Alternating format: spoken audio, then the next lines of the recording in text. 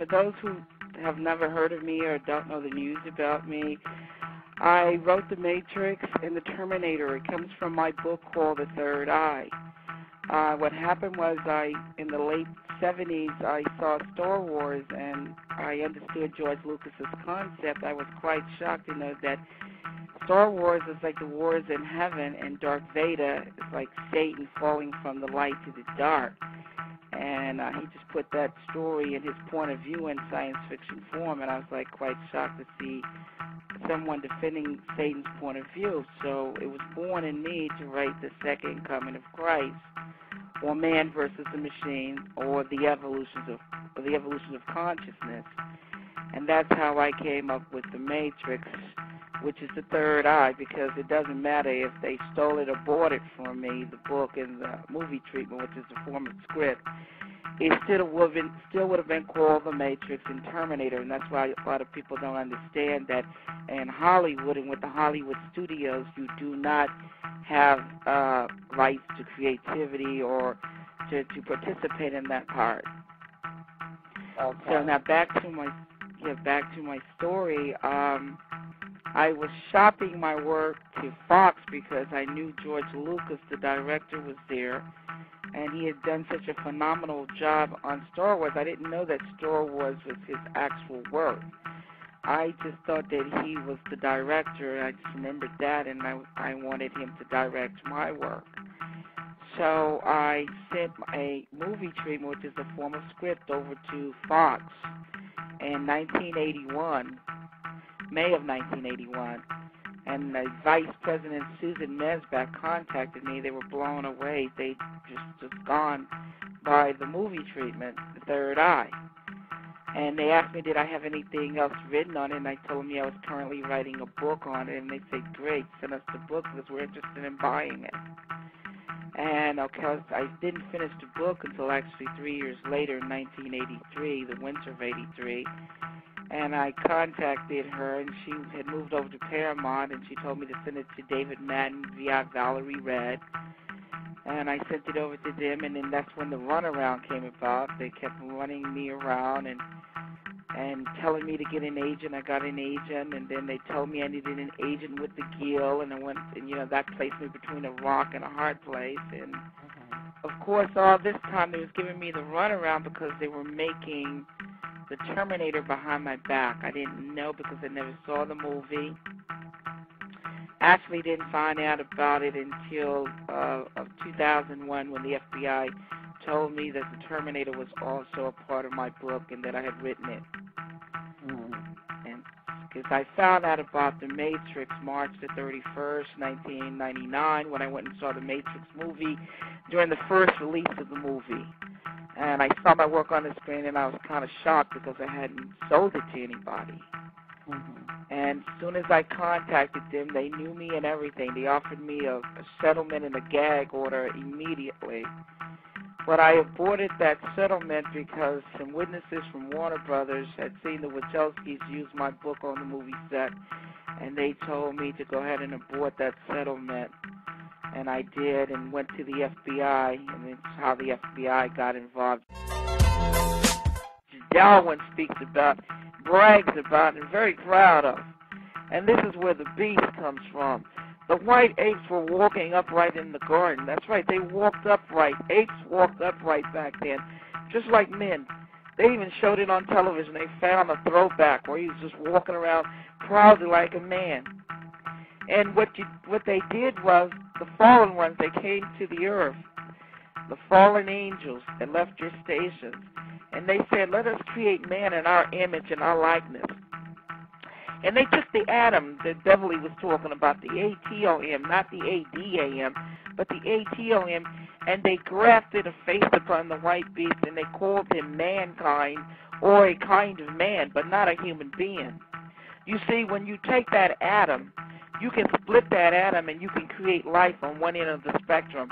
And if you split the atom the other way, you can create death because you'll create the atomic bomb or the nuclear bomb. And this is what the Jewish guy, Freud, was talking about, or relativity. This is what they were talking about, but it's the same atom. one part of the atom, when you split it, creates life. Einstein, that's right, with relativity, Einstein was talking about when you split the atom and you create the nuclear bomb or the atomic bomb.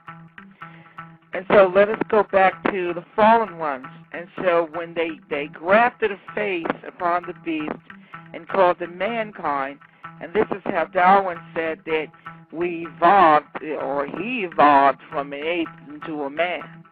Now, they were the children of the gods, the ones that you read about in mythology, the Hercules and the Apollos and the giants and the Minotaurs and the Medusas and so forth. Now, this is where the beast or the warmonger or the fornicator or the murderer and the liar that Cain came from.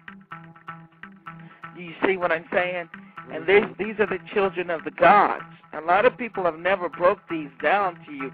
You've heard the word sons of God, but the preacher's always telling you in church, well, the sons of God, who's the sons of God? Well, if you love each other and you're all at one and you belong to a religion or something, you're sons of God. No, they don't explain to you that there are other entities upon the earth and that man has been creating these other entities for years. And it goes all the way back when God told Solomon and David not to marry those clones and drones. He didn't tell them don't marry any foreign women. There were no nationalities and race and color and creeds. That stuff was made up by man to distract you from the truth, to separate you. There were no foreign wives. He was telling them not to marry any clones or drones because knowledge was passed down for the human beings by marrying another human being. The knowledge would be passed down through the DNA. And what are the clones doing? The clones are trying to enslave mankind. Why? How are they doing that? They got the machines and technology dominating over human kindness, over love, and over compassion. What are they doing? Putting the human beings out of their house on the streets, putting women and children in the streets, killing innocent people that have nothing to do with any of this that's going on. And you ask yourself, why is this going on? Because the human beings have put them in authority, have put them in positions of authority. And why is that? They volunteered. There's no gun to any human being's head. There is nobody making any human beings do anything. What are the machines doing? They're preying on the kindness, the trust, the empathy, the understanding, the love of the human beings. They're using all of that to destroy them. Right. And it's sad because you can't tell the difference, because when you look at everybody, everybody looks like a human being, but everybody is not a human being. When you listen to them and you see what they're doing, a human being will stop and have kindness and compassion. I think God called him the Good Samaritan. And where the clones and the drones, which are the beasts, will just walk right on past you and let you die. Won't even give you a drop of water. Won't give you any food. Won't even say, we need to correct that. That's wrong. Now, but how can they if there's no right and wrong in them? The clones and the drones are machines. In other words, they're controlling. They're like, controlling and soulless. Do you see what I'm saying? And since the human beings have choices and they have compassion and they have love, well, the clones and drones are liking this. They don't have that. And you can start testing around you because you can tell if you're dealing with a clone or a drone as opposed to someone who's a human being. A human being is going to always have compassion, love, and understanding and sympathy. And as the drones, they're only into murder. They have no kind of understanding. They have no kind of compassion. They have no kind of love. I mean, when you see all the killing and the ignorance in the world, it's because of the drones. And when you see all the technology that is ruthlessly killing out the human beings or enslaving them or making life miserable for them, those are the clones.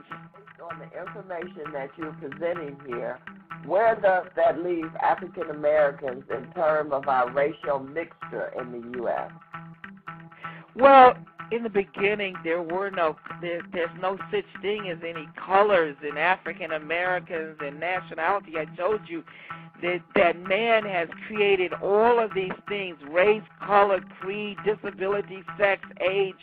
All of this stuff is to divide and conquer. Don't you see? It separates you. It does not bring you together.